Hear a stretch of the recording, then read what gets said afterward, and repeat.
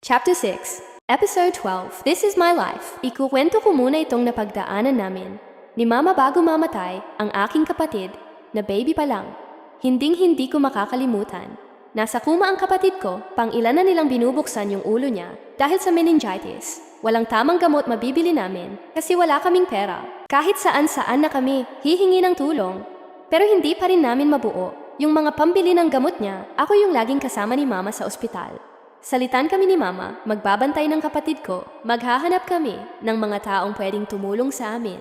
Wala rin kaming maibili ng pagkain. Pagkain sa ospital na binibigay nila para sa isang pasyente, pinaghahatian namin ni mama. Pero sa panahong yon, okay lang nagpapasalamat na kami.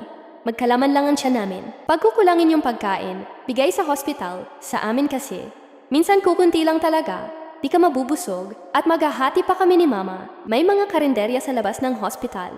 Nang hihingi ako kami ni mama ng kahit sabaw lang, para lang mainitan yung tiyan namin. Minsan, yung iba hindi nagbibigay, kahit sabaw lang, okay na kami kahit wala kaming kanin makakain. Sa isang araw basta may mainit na sabaw. Pag ako ang magbabantay ng kapatid ko sa loob, para na rin akong magkasakit.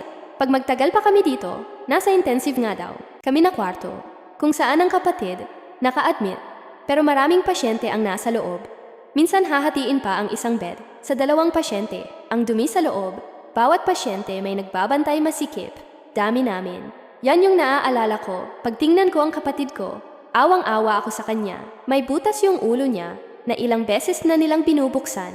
Tinatanggal nila ang mga nana or pus sa loob ng kanyang ulo. Sa panahong yon, wala pa akong naiintindihan. Itutuloy ang inyong ate Melby. Maraming salamat.